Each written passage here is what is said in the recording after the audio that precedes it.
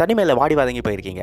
எந்த அளவுக்குனா, உங்க பர்த்டேக்கு நீங்களே கேக் வாங்கி, அதுல கேண்டில் வச்சு ஊதி கட் பண்ணி தனியா சாப்பிடுற அளவுக்கு. இந்த மாதிரி தத்ரம் உங்க வாழ்க்கையில டான்ஸ் ஆடின்னு இருக்க டைம்ல 8வது படிச்ச ஃப்ரெண்ட் உங்ககிட்ட வந்து எல்லாத்தையும் நான் பாத்துக்கிறேன்னு சொல்லும்போது, எவனோ ஒருத்தனால அவங்க செத்துடுறாங்க. அப்போ அவங்கள நீங்க என்ன பண்ணுவீங்க? சாப்பிட்டு அந்த ஸ்டேஷன்ல போய் என் ஃப்ரெண்டை கொன்னுட்டான் சார் அப்படின்னு கம்ப்ளைண்ட் பண்ணுவீங்க. கொஞ்சம் ஆளா இருந்தா அவன் ஈரக்கொலையை அறுத்து ஃப்ரெண்டோட சமாதியில வச்சுட்டு உங்க ஆத்மா சாந்தியுடைய ஆண்டவனை வேட்டிக்கிறோன்ட்டு வருவோம். அதே மாதிரி தான் இந்த படத்துலயும் ஹீரோயின் ஈரக்கொலையா இருக்கிறா. அதை எக்ஸ்பிளைன் பண்றேன், எப்படி இருக்குன்னு சொல்லுங்க. படம் எப்படி ஆரம்பிக்குதுன்னா, கொரியாவில் இருக்க கடையில் ஒருத்தன் கல்லால் உட்காந்துன்னு இருக்கான். அந்த டைமில் அங்கே வந்த ஒருத்தன் எல்லாத்தையும் எடுத்துன்னு இருக்கான். எங்கடா காசுன்னு கேட்டால் இவனை ஒரு அடி அடிக்கிறான். கத்தியை காட்டி கல்லால் இருக்க எல்லாத்தையும் எடுன்றான். ஓப்பன் பண்ண உடனே பேக்கில் அள்ளி போடுறானுங்க. அந்த டைமில் அங்கே வந்த ஹீரோயின் கையில் கட்டுக்கட்டா காசு வச்சுட்டு டேபிள் மேலே கடலை மாவு வச்சுட்டு இது எவ்வளோன்னு கேட்க அவன் 50 ரூபான்னு சொல்கிறான். அவன் 1000 ரூபாய் நீட்டி சீக்கிரமாக சில்லறை கொடுன்னு கல்லாவை பார்த்தா எதுவுமே இல்லை. சரி இங்கேருந்து எடுத்துக்கிறேன்னு திருநவன் அவன் பேக்ல இருந்து சில்லறை எடுக்கிறான். இதை பார்த்து காண்டான கேங் லீடர் கத்தி எடுத்து கழுத்தில் வைக்கிறான். அந்த டைமில் அவள் காலை மடக்கி டேபிளில் மண்டையை இடிச்சு மயக்கம் போட வச்சிடறான். பக்கத்தில் இருந்த அசிஸ்டன்ட் யார் மேலே கை வச்சுன்னு கத்தியை வீசுறான். ஆனால் கையில் இருந்த ஒரு டின்னை வச்சு அந்த கத்தியை மடக்கிறான். அப்படியே கையை மடக்கி அவன்கிட்ட இருந்து கத்தியை பிடிங்கி அந்த இடத்துல அடிக்க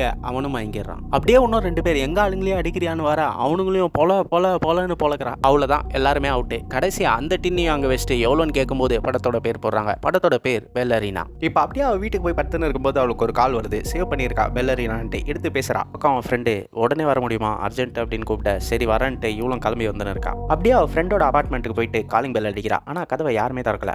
இன்னும் இவன் நம்மள வர சொல்லிட்டு விளாடின்னு இருக்கான்ட்டு இவளே கதவை தந்துட்டு உள்ள போறா. அங்க இங்க பாக்குறா, யாருமே இல்ல. கடைசியா பெட்ரூம் கதவை திறக்கிறா. அங்க ஒரு பாக்ஸ் இருக்கு. எடுத்து என்னன்னு பார்த்தா ஒரு லெட்டர் இருக்கு. எனக்காக பழிவாங்கன்னு இருக்கு. என்னடா இது அப்படின்ட்டு அவளுக்கு கால் பண்றா. ரிங் அடிக்குது. எங்க நான் பாத்ரூம்ல. அங்க போய் பார்த்தா அவளோட ஃப்ரெண்டு தற்கொலை பண்ணின்னு பாத் டப்ல படுத்துன்னு இருக்கா. அவளை பார்த்துட்டு அழுதுட்டு அப்படியே கீழே வந்துடுறா. இப்போ அப்படியே ஃபிளாஷ்பேக்ல எப்படி இவங்க ஃப்ரெண்ட் ஆனாங்கன்றதை காட்டுறாங்க. ஹீரோயின் பேக்கரிக்கு போயிட்டு ஒரு கேக் வாங்குறாங்க. செலக்ட் பண்ணி கொடுத்த உடனே பேக்கரிக்காரங்க என்ன எழுதணும் அப்படின்னு கேட்கறாங்க. எதுவும் வேணான்னு சொல்ல. யாருக்காக வாங்குறீங்கன்னு கேட்கறாங்க. எனக்காக தான் சொல்றாங்க. என்ன அக்கேஷன் கேட்டா என்னோட பர்த்டேன்றாங்க. உங்க பர்த்டேக்கு நீங்களே கேக் வாங்குறீங்களான்னு கேட்க, ஆமா என்ன பண்றது யாருமே இல்லை அதான் நானே வாங்குறேன்னு சொல்ல. இப்போ இவங்க கேட்குறாங்க உங்க பேர் எழுதலாம் பரவாயில்ல சொல்லுங்கன்னு சொல்லும்போது அவங்க ஒரு பேர் சொல்லும்போது இவங்க சவ் என்ன தெரியலையா நான் தான் பெல்லரினா 8வது வரைக்கும் நானும் நீ ஒன்றா படிச்சுவேன் ஞாபகம் இல்லையா அப்படின்னு சொல்ல. இப்போ அவங்களுக்கு ஞாபகம் வந்து ஆமா இப்போதான் ஞாபகம் வருதுன்ட்டு 2 பேரும் ஒன்றா உட்காந்து பேசின்னு இருக்காங்க. நீ இப்போ என்ன பண்ணுறேன்னு பெல்லரினா கேட்குறா. அதுக்கு ஹீரோயின் சொல்கிறான் நான் அப்பப்போ ஆஃப்ரிக்கா போவேன் எப்போனா யூரோப்புக்கு போவேன் அங்கே இருக்க பெரிய ஆளுங்களுக்குலாம் நான் தான் பாடி கார்டு அப்படின்னு சொல்ல. செம்ம கூல் அப்படின்ற இவ. இப்போ அப்படியே ப்ரெசென்ட்டாக காட்டுறாங்க. ஹீரோயின் அவள் ஃப்ரெண்ட் எழுதுன லெட்டர் எடுத்து பார்க்குறா. அதில் செஃப் சாய் 1004ன்னு போட்டிருக்கு. அதை எடுத்துட்டு அப்படியே அங்கேருந்து கிளம்புறா. இப்போ கூகுள் பண்ணி செஃப் சாய் 1004ன்னு போடுறா. அதில் போட்டால் இன்ஸ்டாகிராமில் ஒரு அக்கௌண்ட் ஓப்பன் ஆகுது. அதை ஓப்பன் பண்ணி பார்க்குறா. அது என்ன அக்கௌண்ட்னா ஃபுட் டெலிவரி அக்கௌண்ட். இவ இப்போ சேட் பண்ணுறா எனக்கு இந்த ஃபுட்டு வேணும்னு. அதுக்கு அவங்க ரிப்ளை பண்ணுறாங்க நாங்கள் ஃபுட் டெலிவரி பண்ணுவோம் ஆனால் காசெல்லாம் பிட்காயினில் தான் வாங்குவோம் அப்படின்றாங்க. இவன் ஓகேன்னு சொல்லும்போது சரி எத்தனை சோயா சாஸ் உங்களுக்கு அது கூட வேணும்னு கேட்குறாங்க. ஒன்று போதும் நீ அனுப்ப. அப்படியே அந்த சேட் டிஸ்கனெக்ட் ஆயிடுது. அதுக்கப்புறமா இவ ஃப்ரெண்டோட ஃபோனை அவகிட்ட இருந்து எடுத்துட்டு வந்திருப்பா. இப்போ அந்த ஃபோனில் ஒரு கால் வருது. இவ அதை அட்டன் பண்ணிட்டு காதில் வைக்கிறா. எதுவுமே பேசாம அந்த பக்கம் இருக்கவன் சொல்கிறான் நாளைக்கு நீ நான் சொல்கிற பிரிட்ஜுக்கு வரலனா எல்லாமே ஏடக்கூடமாயிரும் அப்புறம் ஏன் பொறுப்பு இல்லை அப்படின்னு சொல்லிட்டு காலை கட் பண்ணிடுறான். அடுத்த நாள் காலையில் இவ அந்த பிரிட்ஜுக்கு போகிறான். அந்த இடத்துல நிறைய பேர் நின்று இருக்கானுங்க. அப்போ ஒரு கார் வருது. அங்கே நின்று இருந்தவன் எல்லார்கிட்டையும் ஏதோ கொடுக்குறான். அவனுங்களும் அந்த டப்பாவை வாங்கிட்டு போயிட்டு கொஞ்சம் தூரம் போயிட்டு திறந்து பார்க்குறானுங்க. உள்ள சாப்பாடு இருக்கு. அந்த சாப்பாடை கொட்டிட்டு உள்ள இருக்க டியூப் மாதிரி இருக்கு அதை எடுத்துக்கிறானுங்க. அதுதான் ட்ரக்.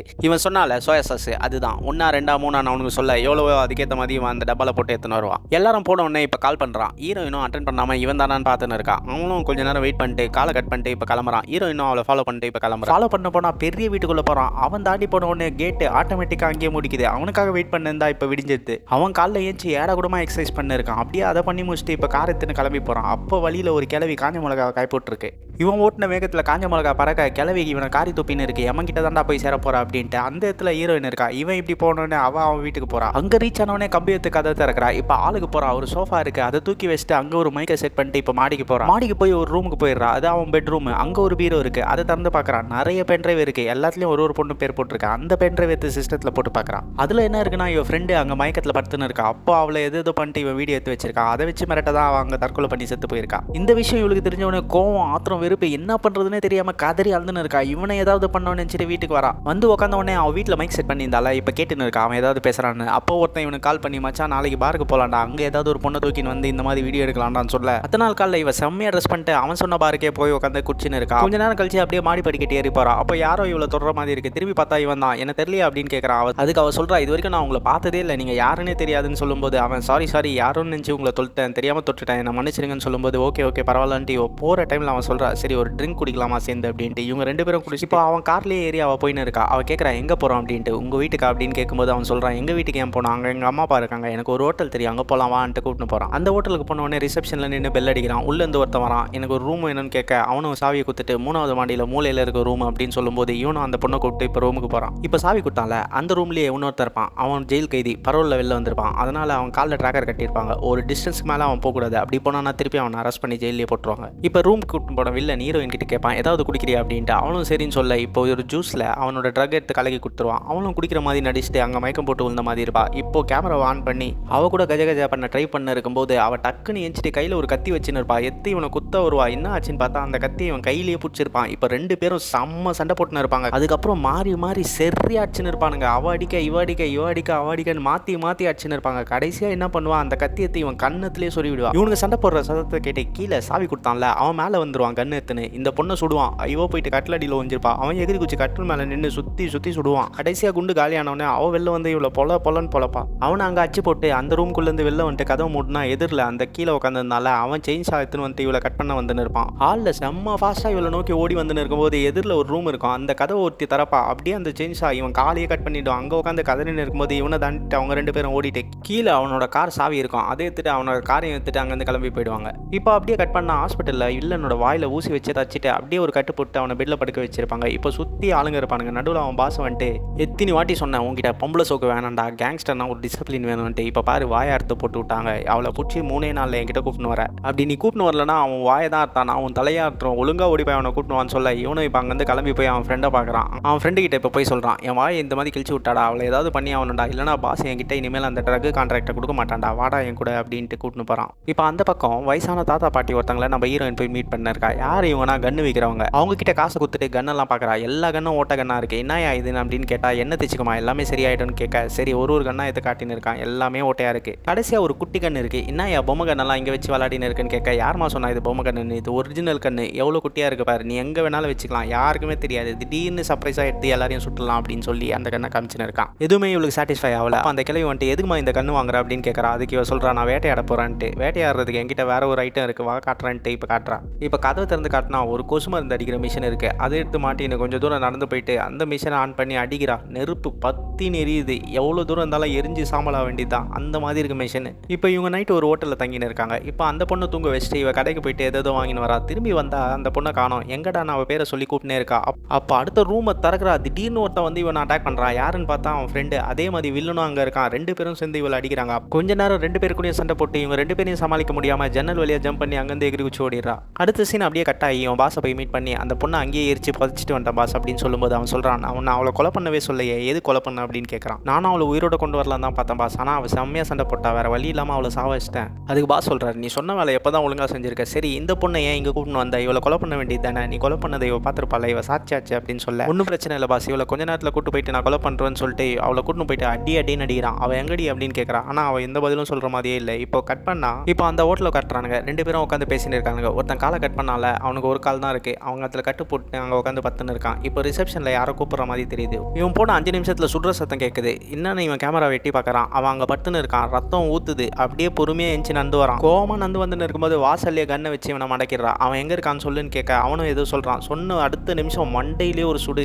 தெரிச்சுன்னு உழுது அங்கேயே செத்துறான். இப்போ ஹீரோயின் என்ன பண்ணுறா, கார் எடுத்துட்டு அவன் இருக்க இடத்துக்கே போகிறா. அப்படியே பொறுமையாக நடந்து போகிறா. யாருமே இல்லை. லிஃப்ட்டில் ஏறி போகிறா. அங்கே ஒரு 3 பேர் இருக்கானுங்க. இப்போ மேலேருந்து கீழே வர்றதுக்குள்ளே எல்லாருமே காலி. அவனுங்களெல்லாம் தள்ளி விட்டு அப்படியே நடந்து வந்துன்னு இருக்கா. வந்தோடனே ஒரு ரூமுக்கு போகிறா. அங்கே எல்லாரும் கஞ்ச செடி க்ரோ பண்ண இருக்கானுங்க. அங்கே இருக்கவங்க கிட்ட கேட்குறா, இந்த மாதிரி இந்த ஹைட்டில் ஒரு பொண்ணு இங்கே வந்தாளா அப்படின்ட்டு. எவனும் பதில் சொல்ல. அப்போது பாஸ் உள்ளேருந்து வெளில வரான். அந்த நாய் உன்னை கொன்று பொதிச்சிட்டேன்னு சொன்னான், ஆனால் நீ ஊரோட வந்திருக்க, ஒன்றும் பிரச்சனை இல்லை, வந்து உட்கார பேசலாம், அந்த பொண்ணு எங்கே இருக்கான்னு எனக்கு தெரியும்னு சொல்லினே இருக்கும்போது அவன் அங்கேருந்து கண்ணெத்தி இவன் நெத்தி பொட்டிலே சொல்கிறான். நெத்தி பொட்டில் குண்டு இறங்கி அப்படியே டேபிளில் சாஞ்சி செத்துறான். இப்போ எல்லாருக்கிட்டையும் கேட்குறா, ஒழுங்காக அந்த பொண்ணு எங்கே இருக்கான்னு சொல்லுங்கள், இல்லை எல்லாரையும் இந்த மாதிரி தான் காலி பண்ணுவேன்னு சுட வரா. அந்த கன்று இப்போ ஸ்டக் ஆகிடுது. இப்போ எல்லாரும் இவ்வளோ அடிக்க வராங்க. அதுக்குள்ளே பேக்கெட்லேருந்து இன்னொரு கன் எடுத்து சுட ஆரம்பிச்சுன்னு இருக்கா. அதில் குண்டு காலியானவனே ரீலோட் பண்ணி திருப்பி சுட ஆரம்பிக்க எங்கெங்கிருந்தோ கன் எடுத்து எல்லாரையும் இப்போ காலி பண்ணிடுறா. கடைசியாக ஒரு அல்லக்கை மட்டும் இருக்கா. அவளை பிடிச்சி வச்சுட்டு அவன் எங்கடான்னு கேட்குறான். அவன் சொல்ல மாட்டேன்றான். அங்கே இருக்க ஒரு பாட்டில் தூளாக்கி அதை தான் அவன் வாயில் போட்டு வாயிலே இப்போ குத்துன்னு குத்தி ஃபுல்லாக ரத்தம் வந்து அவன் அங்கேயே செத்துறான். இப்போ அப்படியே வெளில நடந்து வந்துன்னு இருக்கும்போது ஒரு கார் எதிரில் வருது. வில்லனோட ஃப்ரெண்டு அதுக்குள்ளே உட்காந்துன்னு இருக்கான். எங்கடா அந்த பொண்ணு நான் அவன்கிட்ட கேட்கும்போது